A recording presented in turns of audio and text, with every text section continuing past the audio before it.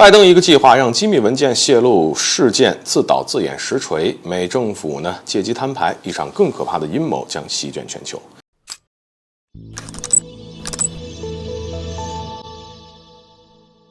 大家好，欢迎来到赵太阳观察室。近日，美国机密文件泄露引起了全球关注，而这些机密文件当中呢，暴露了大量国家的重要信息，其中还包括了一些国家对未来的战略部署、兵源动向、军力分布等一些的情况。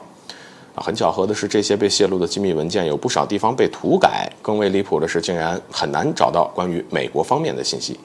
所以不少有这个西方的专家以及媒体猜测这场机密文件泄露的事件就是美国自导自演的闹剧。因为美国内部近期两党竞争的问题已经闹到了水深火热的地步，甚至美国前总统共和党人特朗普还面临着被判刑的风险。要知道，把前总统送上审判席并且还是以刑事指控的罪名，这是美国从来都没有发生过的事情这也更加说明了美国两党之争已经开始毫无底线。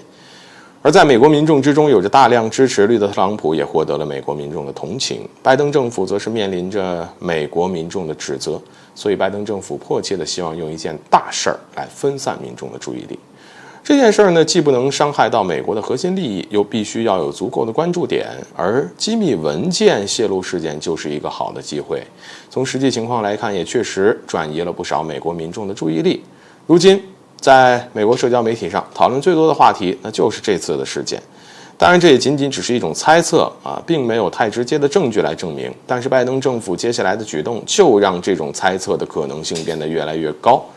让我们来看看它有哪些举动。首先，机密文件泄露事件当中呢，还牵扯到了美国正在监听韩国、乌克兰等国家高层人士的证据。所以美国大量盟友就提出了质疑，并且让拜登政府公开解释清楚。但是拜登政府对此不做任何的辩解，这样的态度有两种可能。第一种，那就是美国不屑于向这些国家解释。但值得注意的是，向美国提出质疑的盟友们其实不乏像法德英这样在国际社会上有着重要影响力的国家。美国除非和他们彻底翻脸，不然不大可能这个不考虑这些国家的感受。另一种可能呢，就是这种质疑美国无法解释，因为实际情况就是美国在监视各个国家的重要人物所以只能用沉默的态度来应对。至于这两种可能性到底哪一个可能性更大一点，其实大家心里也有数。但是靠着这一点呢，说美国是在自导自演，多少有点过于主观。美国接下来的动作，其实你看就更加的明目张胆。根据媒体报道呢，由于美国情报部门未能及时发现机密文件泄露，所以拜登政府正在计划扩大监控的范围。虽然美方暂时放出的消息只是针对美国的社交媒体和网站，但不能否认的是，美国和大量的西方国家有着紧密合作，双方很多高层人士都要通过社交媒体来互通有无。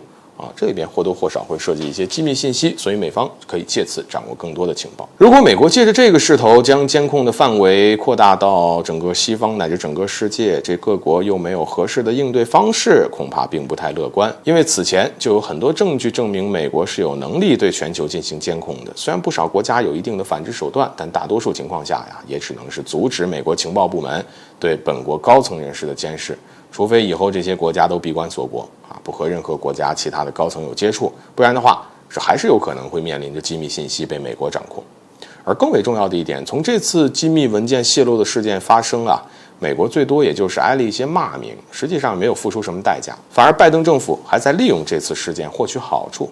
如果这个扩大监控范围的计划被推行出来，那么一场更可怕的阴谋也将会席卷全世界。